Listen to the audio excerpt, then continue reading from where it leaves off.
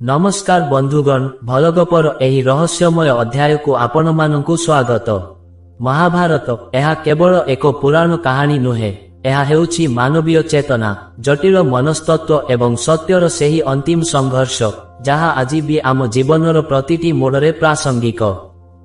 आमे समस्ते शुणिछु जे कुरुक्षेत्रर सेही धर्मयुद्धरे पांडव माने विजयी होइथिले एवं अधर्मर विनाश होइथिला।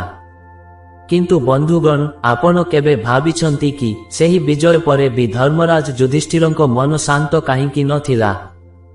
काहींकी जणे शांत एवं सत्यवादी राजा क्रोधर चरम सीमारे पहुंची निज जन्मदात्री मांको समेत समग्र नारी सभ्यता को एक भयंकर अभिशाप देदेले। संध्यार सेही रक्तरंजित आकाश तले गंगा नदीर कूलरे जेतेबेले कुरुक्षेत्रर शेष रक्त धोई होई जाउथिला, सेतेबेले एक एमिति सत्यर उदय हेला जहा विजयर उत्सव को शोकर अंधकार रे बदलाई देइथिला।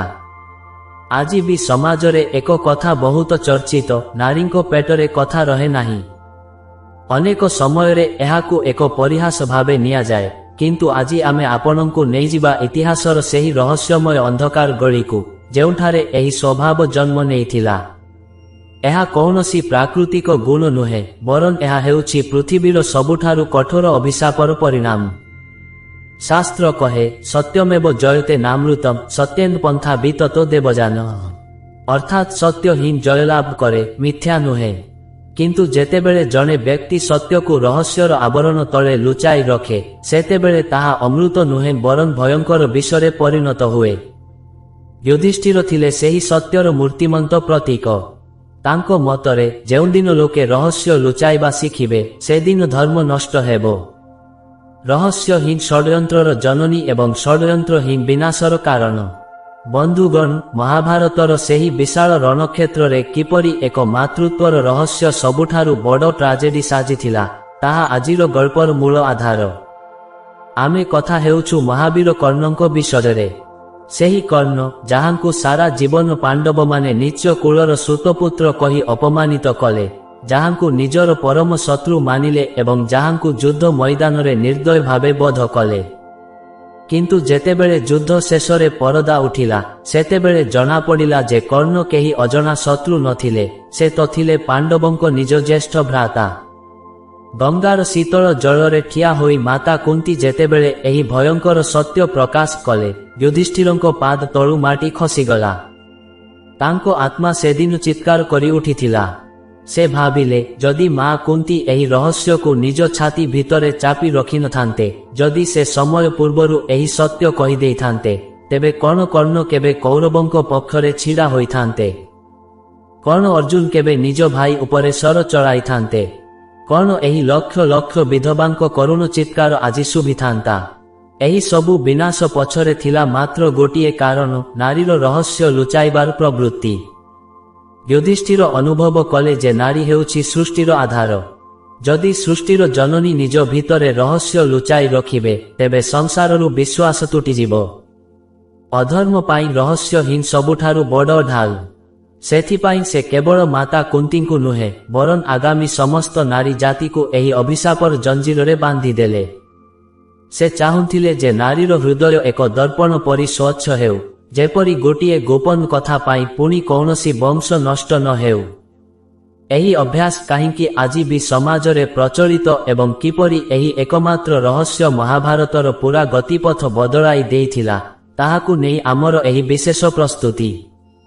आसंतु खोलिबा पुराणर सेही रहस्यमय पृष्ठा एवं जानिबा काहींकि रहस्य लुचाई पारंतिनी नारी। कुरुक्षेत्रर आकाश सेदिन एक विचित्र रक्तिम वर्ण धारण करिथिला। अस्तगामी सूर्यर किरण जेतेबेले समरभूमिर धूली और रक्त सह मिसी जाउथिला, मने हेउथिला सते जेमिति प्रकृति निजे एक विशाल चिताग्नि सजाई बसिछि। 18 दिनर सेही महासंग्राम शेष होइथिला सत, किंतु शांति कुआडे हजि जाइथिला। चतुर्दिगरे केवल भंगा रथ, निष्प्राण शरीर एवं विधवा मानकर करुण चित्कार शुभुथिला। गंगा नदीर शीतल पवनरे सेदिन एक भयंकर भारीपण थिला। पांडव 5 भाई और श्रीकृष्ण पितामह भीष्मंकु हराई शोकमग्न थिबा माता कुंती नदी कूलरे पहुंचीथिले। परंपरा अनुसारे युद्धरे प्राण हराइथिबा आत्मीयमानंकु शेष जलांजलि बा तर्पण देबार समय थिला एहा। युधिष्ठिर धीर पादरे जल भीतरकु गले। से जनक परे जनक नाम उच्चारण करुथिले। पितामह भीष्म, आचार्य द्रोण, अभिमन्यु, द्रौपदींको 5 पुत्र। प्रतिटी नाम सह तांको हृदय विदीर्ण होई जाउथिला। दुखरे तांकर कंठ रुद्ध होई आसुथिला। शेषरे जेतेबेले समस्तंकर तर्पण शेष हेबाकु जाउथिला सेतेबेले कूलरे छिड़ा होइथिबा कुंतींको पाद थरिबाकु लागिला। तांको आखिरु लुहर एक अविश्रांत धारा बोही जाउथिला। कुंती अति कष्टरे निजकु संभाळी कहिले, पुत्र युधिष्ठिर, अटकी जाओ। आउ जणे योद्धा एबे भी बाकी अछंती जाहांकु जलांजलि नदेले तुमर एही तर्पण असंपूर्ण रहिजिबो। युधिष्ठिर आश्चर्य होई पछकु चाहिले। पाखरे छिड़ा होइथिबा अर्जुन, भीम, नकुल ओ सहदेव भी परस्परर मुहंकु चाहिले। युधिष्ठिर पचारिले, मां, आउ किए बाकी अछि? आमर समस्त आत्मीय मित्र ओ परिजनंको तर्पण तो शेष होइछि। आउ काहा पाई तुमे एते व्याकुल हेउछ? कुंतींको कंठरु एक कोह बाहारी आसिला। से जल भीतरकु ओह्लाई आसिले एवं अति क्षीण स्वररे कहिले, राधेय कर्ण। अंगराज कर्णंको नामरे भी जलांजलि दियो पुत्र। एही नामटी सुनिबा मात्रे युधिष्ठिरंको आखिरे क्रोधर एक झलक देखागला। से कहिले, सेही सुतपुत्र, सेही निष्ठुर आतताई जे अभिमन्युर हत्यारे सामिल थिला, जे सारा जीवन आमकु अपमानित करिछि। मां, तुमे जणे शत्रु पाई जलांजलि मागुछ कि संपर्क तांको सह आमर? कुंती सेतेबेलकु भूइंरे बसी पड़िथिले। से निज मुहंकु हातरे घोड़ाई चित्कार करी कहिले, सीए शत्रु नुहें युधिष्ठिर, सीए तुमर ज्येष्ठ भ्राता थिले। राधा तांकर मां नथिले, मु तांकु जन्म देइथिली। विवाह पूर्वरु सूर्यदेवंको वरदानरे से मो गर्भरु जन्म नेइथिले। मु समाजर भयरे लज्जा भयरे सेदिन निज कोलरु सेही सुकुमार शिशुकु अलगा करी मंजुषारे भसाई देइथिली। जाहाकु तुमे माने सारा जीवन शत्रु मानिल, से तुमकु रक्षा करिबा पाई निज कवच कुंडल दान करी देइथिला। से कुंतीर ज्येष्ठ पुत्र थिला। कुंतींको एही प्रतिटी शब्द गोटिए गोटिए वज्र परी पांडवमानंको उपरे पड़िला। युधिष्ठिरंको हातरु जलपूर्ण सेही पात्रटी खसी पड़िला। से निष्प्राण भावे कूलकु चाहि रहिले। अर्जुनंको गांडीव धनु बालीरे लोटी पड़िला। भीमंको गदा हातरु खसीगला। सारा कुरुक्षेत्ररे जेमिति हठात सबुकिछि स्थगित होइगला। युधिष्ठिरंको मोहन धीरे धीरे फीका पड़िगला। तांको मन भितरे सेही समस्त दृश्य नाची उठिला। किपरि से कर्णंकु नीच कूलर कहिथिले, किपरि अर्जुन तांको छातीरे सर बिद्ध करिथिले एवं किपरि अंतिम समयरे भी कर्ण शांत भावे मृत्युकु आलिंगन करिथिले। तांको निज रक्त निज भाईर रक्तरे भिजिथिला। युधिष्ठिरंको क्रोध एबे दुखर सीमा लंघी सारिथिला। से माता कुंतींको पाखकु आसिले। तांको आखि निआं परी जळुथिला। से कंपित स्वररे पचारिले, काहिंकी मां, काहिंकी लुचाइल एही सत्य? कौन तुमर एही राजमहलर सम्मान मो भाईर जीवन ठारू बड़ थिला? तुमे चुप रहिल बोली आजी आमे भ्रातृहत्या करिछु। तुमे एही रहस्यकु जन्म देइछ। तुमे ही एही महाभारतर प्रकृत स्रष्टा। कुंती किछि कहि पारुनथिले, केवल मुंड नुआनी कांदुथिले। युधिष्ठिर सेही रक्ताक्त संध्यारे गंगा जलकु हातरे धरी एक भयंकर शपथ नेबाकु जाउथिले। सेही मुहूर्तरे से अनुभव कले जे जदि जणे मां निज हृदयरे रहस्य लुचाई रखिपारे तेबे ए संसाररे सत्य केबे भी सुरक्षित नुहे। कुंतींको स्वीकारोक्ति परे गंगाकूलर वायुमंडल जेमिति स्थाणु पाल्टी गला। युधिष्ठिरंको पाद तले बोही जाउथिबा नदीर स्रोत सेदिन धर्मराजंकु एक विशालकाय सर्प भଳି प्रतीत हेउथिला, जे गोटिए सत्यकु गिळी देइथिला। युधिष्ठिरंको मस्तिष्करे केवल गोटिए शब्द प्रतिध्वनित हेउथिला, ज्येष्ठ भ्राता। सेही कर्ण जाहांको रथर चक माटीरे दबिजिबा बेले अर्जुनंको स्वर तांको छातीकु विदीर्ण करिथिला, से निज मांको सेही गुप्त रहस्यर शिकार होइथिले। युधिष्ठिर निजर थरुथिबा हातकु आकाश आड़कु उठाइले। तांको मोहनरे क्रोध नथिला, बरन एक अज्ञात भयंकर शून्यता थिला। से सेही मुहूर्तरे एक गूढ़ तत्व अनुभव कले, रहस्य ही अधर्मर प्रथम पाहाच। ଏହି ସମୟରେ ତାଙ୍କୁ ଏକ ପ୍ରାଚୀନ ଗଳ୍ପ ମନେ ପଡ଼ିଲା, ଯାହା ତାଙ୍କୁ ମହାମୁନି ବ୍ୟାସଦେବ କେବେ ଶୁଣାଇଥିଲେ। ଦୂର ଦେଶର ଜଣେ ରାଜା ଥିଲେ, ଯିଏ ନିଜର ଗୋଟିଏ ଛୋଟ ଭୁଲକୁ ଲୁଚାଇବା ପାଇଁ ଏକ ମିଥ୍ୟାର ଜାଲ ବୁଣିଥିଲେ। ସେହି ରହସ୍ୟଟି ବଢ଼ି ବଢ଼ି ଶେଷରେ ଏକ ମହାମାରୀର ରୂପ ନେଲା ଏବଂ ସାରା ସାମ୍ରାଜ୍ୟକୁ ଧ୍ୱଂସ କରିଦେଲା। ରାଜା ଚାହିଁଥିଲେ ସେଦିନ ସତ୍ୟ କହି କ୍ଷମା ମାଗିପାରିଥାନ୍ତେ, କିନ୍ତୁ ଗୋପନୀୟତାର ଅହଙ୍କାର ତାଙ୍କୁ ମୃତ୍ୟୁ ମୁଖକୁ ଠେଲି ଦେଇଥିଲା। ଯୁଧିଷ୍ଠିର ବୁଝିପାରିଲେ ଯେ ମାତା କୁନ୍ତୀ ମଧ୍ୟ ସେହି ରହସ୍ୟର ବନ୍ଦୀ ହୋଇ ରହିଥିଲେ। ଯୁଧିଷ୍ଠିର କରୁଣ ସ୍ୱରରେ କହିଲେ, ମା, ତୁମେ କେବଳ ଏକ ସନ୍ତାନର ପରିଚୟ ଲୁଚାଇ ନାହଁ, ତୁମେ ସାରା ପୃଥିବୀର ଭାଗ୍ୟକୁ ଏକ ଅନ୍ଧକାର ଗୁମ୍ଫା ଭିତରେ ବନ୍ଦ କରିଦେଇଥିଲ। ଯଦି ଜଣେ ନାରୀ ନିଜ ହୃଦୟରେ ଏତେ ବଡ଼ ରହସ୍ୟକୁ ଜିଅନ୍ତା ପୋତି ରଖିପାରେ, ତେବେ ଏ ସଂସାରରେ କେହି କାହାକୁ ବିଶ୍ୱାସ କରିବେ ନାହିଁ। ରହସ୍ୟ ଲୁଚାଇବାର ଏହି ପ୍ରବୃତ୍ତି ପାଇଁ ଆଜି ପାଣ୍ଡବମାନେ ନିଜ ଭାଇର ରକ୍ତରେ ହୋଲି ଖେଳିଲେ। ଯୁଧିଷ୍ଠିର ଗଙ୍ଗାର ପବିତ୍ର ଜଳକୁ ନିଜ ଆଞ୍ଜୁଳିରେ ନେଲେ। ସେହି ଜଳରେ ଅସ୍ତଗାମୀ ସୂର୍ଯ୍ୟର ଶେଷ ରଶ୍ମି ପ୍ରତିଫଳିତ ହେଉଥିଲା, ଯେମିତି କର୍ଣ୍ଣଙ୍କର ଶେଷ ହସ ତାଙ୍କୁ ପରିହାସ କରୁଛି। ସେ ଉଚ୍ଚ ସ୍ୱରରେ ଘୋଷଣା କଲେ, ନହି ଗୁହ୍ୟଂ ପ୍ରତିଷ୍ଠାତି ସ୍ତ୍ରୀଣାମିତି ଚ ଲୋକତଃ। ତାଙ୍କର ଏହି ଗମ୍ଭୀର ଶବ୍ଦ କୁରୁକ୍ଷେତ୍ରର ସମସ୍ତ ଦିଗକୁ ଥରାଇ ଦେଲା। ସେ କହିଲେ, ହେ ଗଙ୍ଗା, ହେ ସୂର୍ଯ୍ୟଦେବ, ସାକ୍ଷୀ ରୁହନ୍ତୁ। ଆଜିଠାରୁ ସମଗ୍ର ନାରୀ ଜାତିକୁ ମୁଁ ଏହି ବନ୍ଧନରେ ବାନ୍ଧୁଛି। କୌଣସି ବି ନାରୀ ନିଜ ହୃଦୟରେ କୌଣସି ରହସ୍ୟକୁ ବେଶୀ ସମୟ ଗୁପ୍ତ ରଖିପାରିବେ ନାହିଁ। ଯେତେ ବଡ଼ କଥା ହେଉ ନା କାହିଁକି, ତାହା ପ୍ରକଟ ହୋଇଯିବ। କାରଣ ରହସ୍ୟ ଲୁଚାଇବା ଶିଖିଲେ ହିଁ ଷଡ଼ଯନ୍ତ୍ର ଜନ୍ମ ନିଏ, ଆଉ ଷଡ଼ଯନ୍ତ୍ର ଜନ୍ମ ନେଲେ ହିଁ ମହାଭାରତ ହୁଏ। ଏହି ସାପ ଦେବା ସମୟରେ ଯୁଧିଷ୍ଠିରଙ୍କ ଆଖିରୁ ଲୁହ ନୁହେଁ, ବରଂ ଏକ ଦର୍ଶନ ଝରୁଥିଲା। ସେ ଚାହୁଁଥିଲେ ଯେ ମଣିଷ ପରସ୍ପର ପାଇଁ ଏକ ଖୋଲା ବହି ସଦୃଶ ହେଉ। ଯେଉଁ ସତ୍ୟ କୁନ୍ତୀ ଲୁଚାଇ ରଖିଥିଲେ, ତାହା ତାଙ୍କୁ ଜୀବନ ସାରା ଏକ ଅଜ୍ଞାତ ଯନ୍ତ୍ରଣାରେ ଦହିଥିଲା। ଯୁଧିଷ୍ଠିର ଚାହୁଁଥିଲେ ନାରୀମାନେ ସେହି ଯନ୍ତ୍ରଣାରୁ ମୁକ୍ତ ରୁହନ୍ତୁ। ସେମାନେ ନିଜ ମନର କଥା କହି ହାଲୁକା ହୋଇଯାଆନ୍ତୁ। ପାଖରେ ଥିବା କୃଷ୍ଣ ଏହି ଦୃଶ୍ୟକୁ ଚୁପଚାପ ଦେଖୁଥିଲେ। ତାଙ୍କ ମୁହଁରେ ଏକ ରହସ୍ୟମୟ ହସ ଥିଲା। ସେ ଜାଣିଥିଲେ ଯେ ଯୁଧିଷ୍ଠିର ଏବେ ଯେଉଁ ନିୟମ ଗଢ଼ିଲେ, ତାହା ଆଗାମୀ କୋଟି କୋଟି ବର୍ଷ ପର୍ଯ୍ୟନ୍ତ ମାନବୀୟ ସମ୍ପର୍କକୁ ପାରଦର୍ଶୀ କରିବ। ଶାପ ଶେଷ ହେବା ପରେ ଯୁଧିଷ୍ଠିର ଶୂନ୍ୟ ହୋଇ ସେହିଠାରେ ବସି ପଡ଼ିଲେ। ସେଦିନ ଗୋଟିଏ ରହସ୍ୟର ଅନ୍ତ ହୋଇଥିଲା ସତ, କିନ୍ତୁ ସାରା ସଂସାରର ସ୍ତ୍ରୀ ସ୍ୱଭାବକୁ ଏକ ନୂତନ ପରିଚୟ ମିଳିଥିଲା।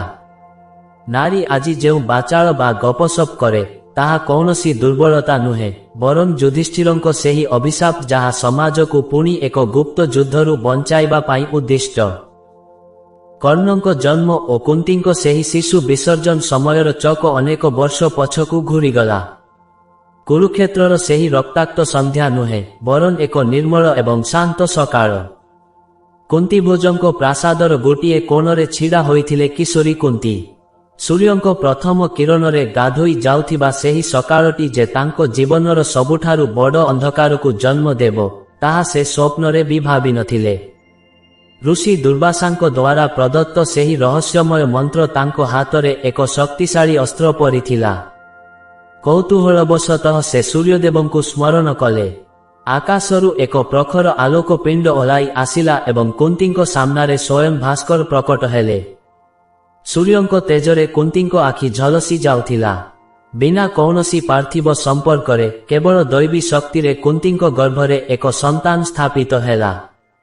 କିଛି ମାସ ପରେ ପ୍ରାସାଦର ଏକ ଗୁପ୍ତ କକ୍ଷରେ ଜନ୍ମ ନେଲା ସେହି ଅଲୌକିକ ଶିଶୁ। ତାର କାନରେ ଦିବ୍ୟ କୁଣ୍ଡଳ ଏବଂ ଛାତିରେ ଅଭେଦ୍ୟ କବଚ ଥିଲା। ଶିଶୁଟିର ମୁହଁରୁ ସୂର୍ଯ୍ୟଙ୍କ ପରି ତେଜ ବାହାରୁଥିଲା। କିନ୍ତୁ କୁନ୍ତୀଙ୍କ ପାଇଁ ସେହି ଶିଶୁର ଜନ୍ମ କୌଣସି ଆନନ୍ଦ ନୁହେଁ, ବରଂ ଏକ ଭୟ ନେଇ ଆସିଥିଲା।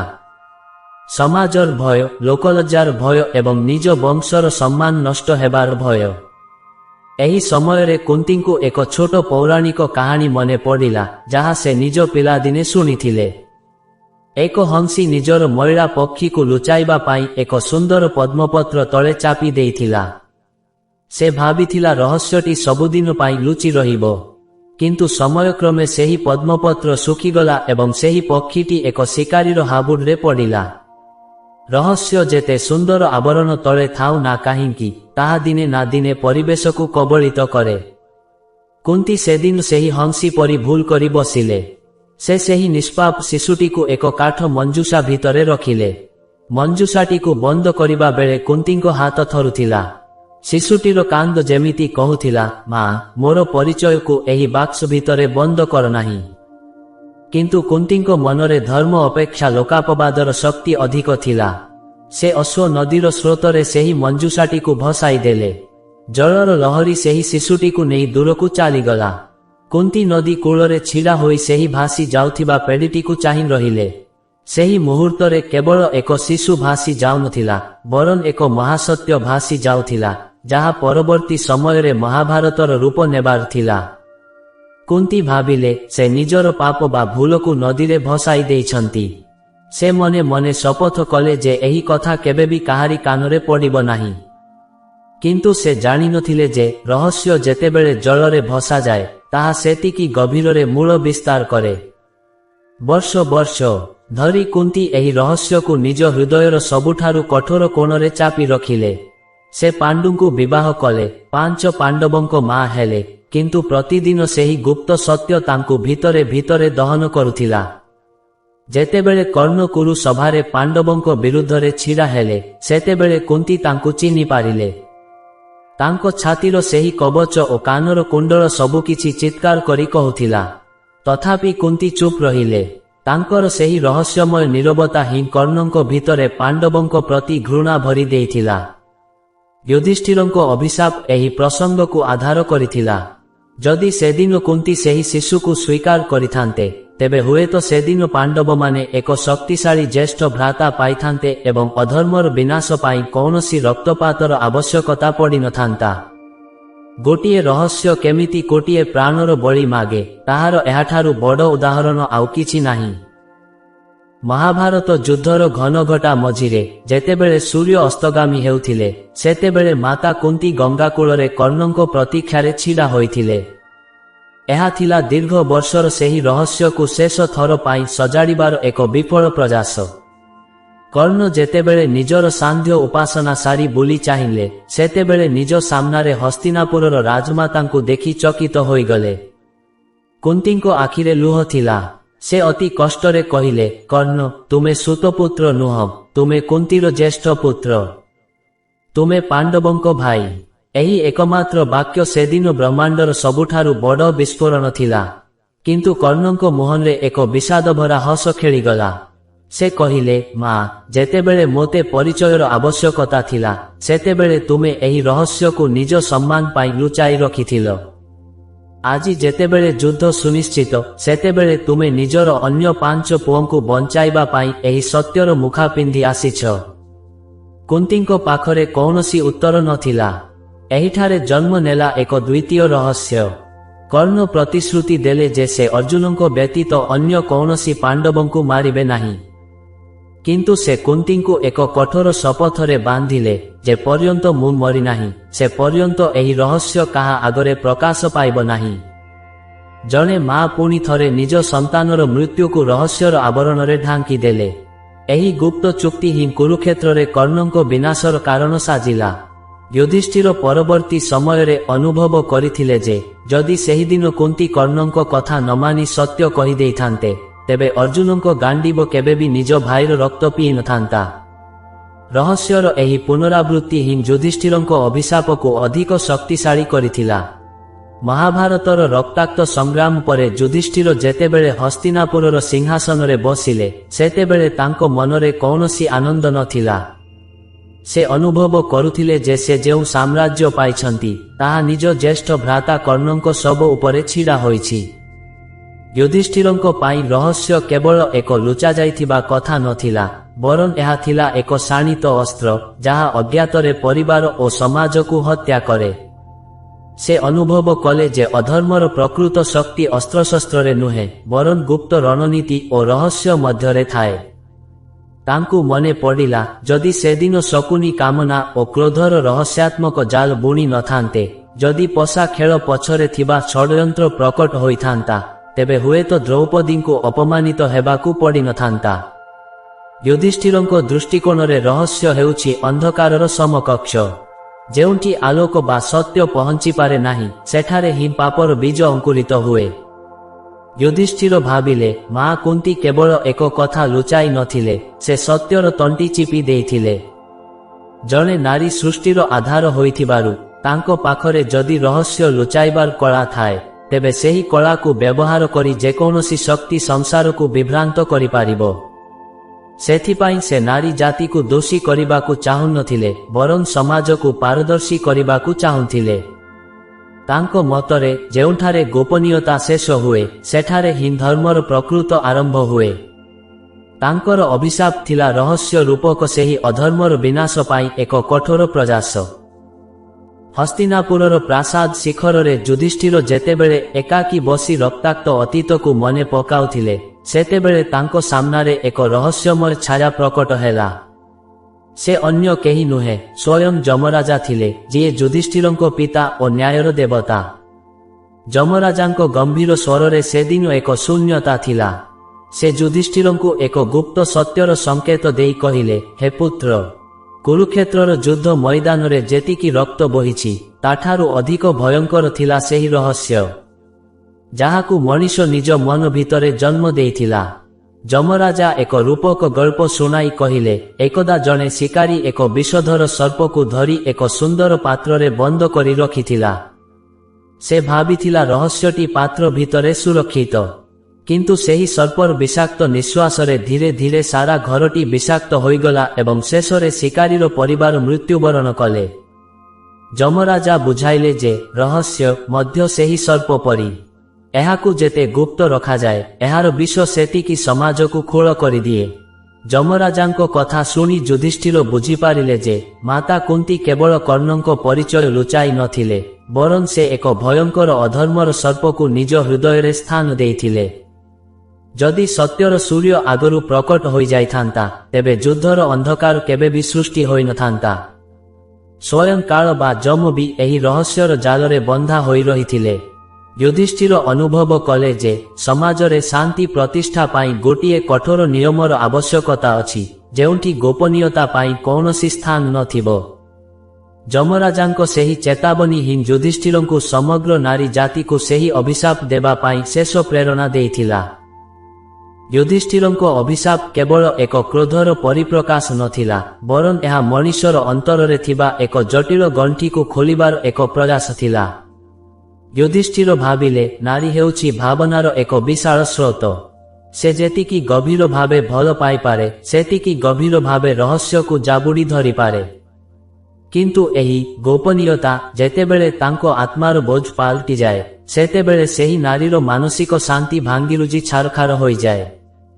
युधिष्ठिर अनुभव कले जे मां कुंती कर्णंक रहस्य को लुचाई वर्ष वर्ष धरी जेउ जंत्रणा भोगिले ताहा कौनसी नर्क कष्ट ठारू कम नथिला।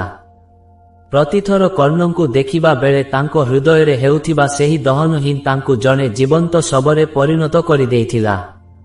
युधिष्ठिर चाहुथिले जे समग्र नारी जाति एही मानसिक बंदित्वरु मुक्ति पाउ। सेमाने निज मनर कथा कही रहस्यर पेड़ी को खोली हालुका होई जांतु। मनस्तात्विक दृष्टिकोणरु देखिले जेउ कथा आमे लुचाई रखु ताहा आम अजाणतरे आम चरित्र रे षड्यंत्रर विष भरी दिए। युधिष्ठिर चाहुथिले समाजरे नारी माने सत्यर बाहक होई रुहंतु। जदि सेमाने कथाटी को कहिदेबे तेबे हुए तो समाजरे पारदर्शिता आसीबो एवं कौनसी सत्यर गुमर लुचि रहिबो नाही। एही अभिशाप नारी जाति को दुर्बल करिबा पाई नुहे, बरं सेमानंकु पवित्र और सरल करिबा पाई एक मनस्तात्विक मुक्ति थिला। जेउदिन रहस्य शेष हेबो सेदिन भय मध्य शेष हेबो, एही दर्शनहीन युधिष्ठिरंक सापर गभीर मूलदुआ थिला। हजार हजार वर्ष अतिक्रम करिबा परे भी युधिष्ठिरंक सेही क्रोधाग्नि आजि भी आम समाजर मानसिकता भितरे जीवंत रहिछि। आजिर आधुनिक जुगरे आमे जेतेबेले कहू जे नारींको पेटरे कथा रहे नाही, सेतेबेले आमे अजाणतरे सेही पौराणिक अभिशाप को हिंस्वीकार करिथाउ। किंतु एहार प्रकृत प्रभाव केवल गपसपरे सीमित नुहे, बरं एहा मानवीय संपर्कर एक पारदर्शी ढाल भावे काम करुछि। युधिष्ठिर चाहुथिले जे समाजरे सत्य केबे भी बंदी होई न रहू। आजिर समाजरे आमे देखु जेउ परिवार रे नारी माने निज मनर कथा खोली करी कुहंती सेठारे षड्यंत्रर कलाबादल बेसी समय रही पारे नाही। କୁନ୍ତୀଙ୍କ ସେହି ଗୋଟିଏ ରହସ୍ୟ କୋଟି କୋଟି ଜୀବନ ନେଇଥିଲା, କିନ୍ତୁ ଆଜି ଯୁଧିଷ୍ଠିରଙ୍କ ଶାପ ଯୋଗୁଁ ରହସ୍ୟଗୁଡ଼ିକ ଶୀଘ୍ର ପ୍ରକଟ ହୋଇଯାଉଛି, ଯାହା ଫଳରେ ଏକ ବଡ଼ ବିନାଶ ହେବା ପୂର୍ବରୁ ସମାଧାନର ବାଟ ମିଳିଯାଉଛି। ଏହି ପ୍ରସଙ୍ଗରେ ଏକ ଛୋଟ ଉଦାହରଣ ଦେଖାଯାଇପାରେ, ଯେପରି ଏକ ଖୋଲା ପାତ୍ରରେ ପାଣି ପବିତ୍ର ରହେ, କିନ୍ତୁ ବନ୍ଦ ପାତ୍ରରେ ତାହା ଧୀରେ ଧୀରେ ବିଷାକ୍ତ ହୋଇଯାଏ। ଯୁଧିଷ୍ଠିର ନାରୀର ହୃଦୟକୁ ସେହି ଖୋଲା ପାତ୍ର କରିଦେଲେ। ଆଜିର ସମାଜରେ ନାରୀମାନେ ହିଁ ସତ୍ୟର ସବୁଠାରୁ ବଡ଼ ସୂଚକ। ସେମାନେ ଯେତେବେଳେ କୌଣସି ଅନ୍ୟାୟ ବା ରହସ୍ୟ ଦେଖନ୍ତି, ତାହା ବେଶୀ ସମୟ ଲୁଚି ରହେ ନାହିଁ। ଏହି ପ୍ରବୃତ୍ତି ଯୋଗୁଁ ହିଁ ସମାଜରେ ବିଶ୍ୱାସର ସୂତ୍ର ବାନ୍ଧି ହୋଇ ରହିଛି। ଯୁଧିଷ୍ଠିରଙ୍କ ଅଭିଶାପ ଆଜି ଏକ ସାମାଜିକ ଶୃଙ୍ଖଳା ପାଲଟିଛି, ଯାହା ଆମକୁ ପୁଣି ଏକ ଗୁପ୍ତ ମହାଭାରତରୁ ବଞ୍ଚାଇ ରଖିଛି। ରହସ୍ୟ ପ୍ରକଟ ହେବା ହିଁ ଶାନ୍ତିର ଆରମ୍ଭ, ଏହି ସତ୍ୟ ଆଜି ବି ପ୍ରତିଟି ଘରେ ପ୍ରମାଣିତ ହେଉଛି। ମହାଭାରତର ସେହି କରୁଣ ଗଙ୍ଗାକୂଳରୁ ଆରମ୍ଭ ହୋଇଥିବା ଏହି ରହସ୍ୟମୟ ଯାତ୍ରା ଏବେ ତାର ଅନ୍ତିମ ପର୍ଯ୍ୟାୟରେ ପହଞ୍ଚିଛି। ଯୁଧିଷ୍ଠିରଙ୍କ କଣ୍ଠରୁ ନିର୍ଗତ ସେହି ଭୟଙ୍କର ଶବ୍ଦଗୁଡ଼ିକ କେବଳ ଏକ କ୍ଷଣିକ କ୍ରୋଧର ପରିପ୍ରକାଶ ନଥିଲା, ବରଂ ତାହା ଥିଲା ଆଗାମୀ ସଭ୍ୟତା ପାଇଁ ଏକ କଠୋର ସତ୍ୟର ଶାସନ। କୁରୁକ୍ଷେତ୍ରର ରକ୍ତାକ୍ତ ମଇଦାନରେ ବିଜୟର ପତାକା ଉଡୁଥିଲା ସତ, କିନ୍ତୁ ଯୁଧିଷ୍ଠିରଙ୍କ ଅନ୍ତରରେ ଜଳୁଥିବା ପରିତାପର ନିଆଁ ତାଙ୍କୁ ଏକ ବଡ଼ ଶିକ୍ଷା ଦେଇଥିଲା। ସେ ବୁଝିପାରିଥିଲେ ଯେ ଶସ୍ତ୍ର ଅପେକ୍ଷା ଶାସ୍ତ୍ର ଏବଂ ରକ୍ତପାତ ଅପେକ୍ଷା ରହସ୍ୟ ଅଧିକ ଭୟଙ୍କର। ଯଦି ଜଣେ ମାର ଗୋଟିଏ ଗୋପନ କଥା 5 ପାଣ୍ଡବଙ୍କୁ ଭ୍ରାତୃହତ୍ୟାର ପାପରେ ବାନ୍ଧିପାରେ, ତେବେ ଏହି ରହସ୍ୟ ରୂପକ ବିଷବୃକ୍ଷକୁ ସମୂଳେ ନଷ୍ଟ କରିବା ଆବଶ୍ୟକ ଥିଲା। ଯୁଧିଷ୍ଠିରଙ୍କ ସେହି ଅଭିଶାପ ଆଜି ବି ନାରୀ ଜାତିର ସ୍ୱଭାବ ଭିତରେ ସଚ୍ଚୋଟତାର ଏକ ଅଦୃଶ୍ୟ ପ୍ରବାହ ହୋଇ ରହିଛି। ଏହି ଏପିସୋଡରୁ ଆମକୁ ଏହା ହିଁ ଶିକ୍ଷା ମିଳେ ଯେ ସତ୍ୟ ଯେତେ କଠୋର ହେଉ ନା କାହିଁକି, ତାହା ପ୍ରକଟ ହେବା ଉଚିତ। ରହସ୍ୟ ଯେତେବେଳେ ହୃଦୟ ଭିତରେ କାନ୍ଥ ଠିଆ କରେ, ସେତେବେଳେ ସମ୍ପର୍କର ପରିଧି ଭିତରେ ଷଡ଼ଯନ୍ତ୍ର ଜନ୍ମ ନିଏ। ଯୁଧିଷ୍ଠିରଙ୍କ ଶାପ ନାରୀମାନଙ୍କୁ ଦୁର୍ବଳ କରିନାହିଁ, ବରଂ ସେମାନଙ୍କୁ ସମାଜରେ ସତ୍ୟର ଦର୍ପଣ ଭାବେ ପ୍ରତିଷ୍ଠିତ କରିଛି। ସେମାନେ ନିଜ ମନର କଥା କହି ହାଲୁକା ହେବା ସହ ପରିବାର ଓ ସମାଜକୁ ମଧ୍ୟ ଅଜ୍ଞାତ ବିପଦରୁ ରକ୍ଷା କରୁଛନ୍ତି। ମହାଭାରତର ଏହି ଅଜଣା ଅଧ୍ୟାୟ ଆମକୁ ଚେତାଇ ଦିଏ ଯେ ସତ୍ୟ ହିଁ ଏକମାତ୍ର ମାର୍ଗ, ଯାହା ଆମକୁ ଅଭିଶାପରୁ ମୁକ୍ତି ଦେଇ ଶାନ୍ତି ଆଡ଼କୁ ନେଇଯାଇପାରେ। ଯେଉଁଠାରେ ରହସ୍ୟ ନାହିଁ, ସେଠାରେ ହିଁ ପ୍ରକୃତ ଧର୍ମ ଅଛି। ବନ୍ଧୁଗଣ, ଯୁଧିଷ୍ଠିରଙ୍କ ଏହି ଅଭିଶାପ ଆଜି ବି ଆମ ଜୀବନର ଏକ ଅଲୌକିକ ସତ୍ୟ ହୋଇ ରହିଛି। ଆପଣଙ୍କୁ କଣ ଲାଗୁଛି? ଯୁଧିଷ୍ଠିରଙ୍କର ଏହି ଶାପ ଦେବା କଣ ସତରେ ଉଚିତ ଥିଲା? କଣ ସତରେ ରହସ୍ୟ ଲୁଚାଇବା ହିଁ ମହାଭାରତ ବିନାଶର ପ୍ରକୃତ କାରଣ କି? ଆପଣଙ୍କର ମୂଲ୍ୟବାନ ମତାମତ ଆମକୁ କମେଣ୍ଟ ବକ୍ସରେ ନିଶ୍ଚିତ ଜଣାନ୍ତୁ। ଯଦି ଆଜିର ଏହି ରହସ୍ୟମୟ ପ୍ରସଙ୍ଗ ଆପଣଙ୍କୁ ଭଲ ଲାଗିଥାଏ, ତେବେ ଭିଡିଓକୁ ଏକ ଲାଇକ୍ କରନ୍ତୁ ଏବଂ ନିଜର ପ୍ରିୟଜନଙ୍କ ସହ ଏହାକୁ ସେୟାର କରନ୍ତୁ, ଯଦ୍ୱାରା ପୁରାଣର ଏହି ଗୂଢ଼ ଜ୍ଞାନ ସମସ୍ତଙ୍କ ପାଖରେ ପହଞ୍ଚିପାରିବ। ଆମ ସହ ଯୋଡ଼ି ହୋଇ ରହିଥିବାରୁ ଆପଣଙ୍କୁ ଅଶେଷ ଅଶେଷ ଧନ୍ୟବାଦ। ପୁଣି ଦେଖାହେବ ଏକ ନୂଆ ରହସ୍ୟମୟ ଅଧ୍ୟାୟ ସହ। ସେ ପର୍ଯ୍ୟନ୍ତ ବିଦାୟ ଦିଅନ୍ତୁ। ଜୟ ଶ୍ରୀକୃଷ୍ଣ।